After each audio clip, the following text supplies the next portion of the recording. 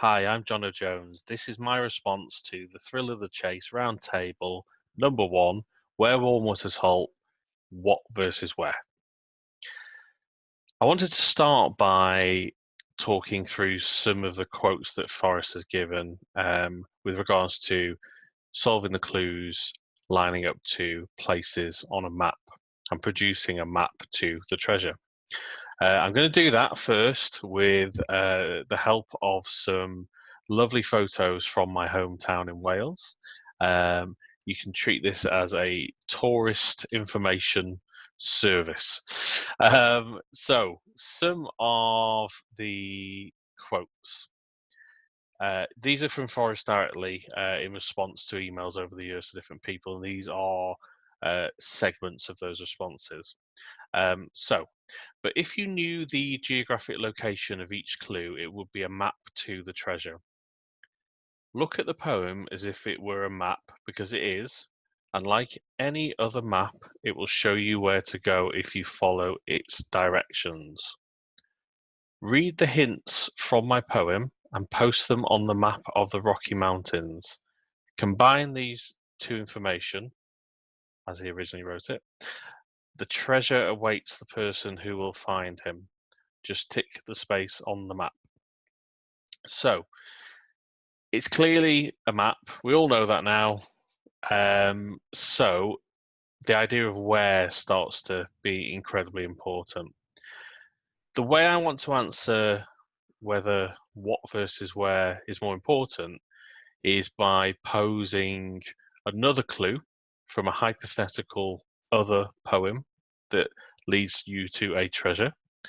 And I want to use that and how you look at solving the clue to make a point around both of those. So imagine there's a poem and there's a line that begins, you know it's the first clue, and it is begin it where cleaner waters wait. Begin it where cleaner waters wait. Now, the two ways, there are many ways, I'm sure, but the two ways you could look at this are by following how most people start with this particular treasure hunt. This is how I look at the poem. I think there are other ways to look at the poem, and that's what I'm starting to look into. But this is how I might solve this. So I might look at the what. So cleaner waters wait. Cleaner waters wait. What is that?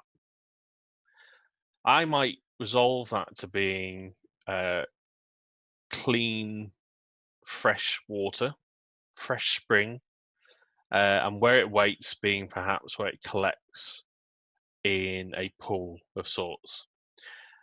So begin it where a fresh spring with clean water waits.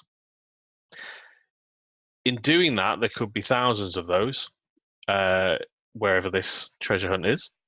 So I might then move on to a map, and I might find myself with lots of starting points from which I might move to the next clue.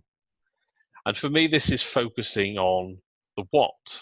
So what it is important because I need to know what it is, and I'll go to a map and find out where loads of those are. And this, I think, is how most people look at the treasure hunt. Imagine another way of thinking about it, though. Imagine we focused on the where. So imagine this is perhaps a little bit more abstracted. So we need to focus on what this means first, and then where exactly that thing is. And with this, maybe you'll get down to just one thing.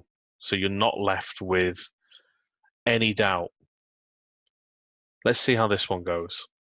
So imagine we interpret cleaner as a vacuum cleaner. In the UK, we call them hoovers. So a hoover, forgive me. So I might say the start of what this is a hoover, let's say. And I might say water's weight is a dam. And you can see where I'm going. I might then conclude that beginning where where cleaner water's weight is the Hoover Dam. So I've had to interpret the clue, use my imagination, and come up with exactly what it is, and then where it is exact.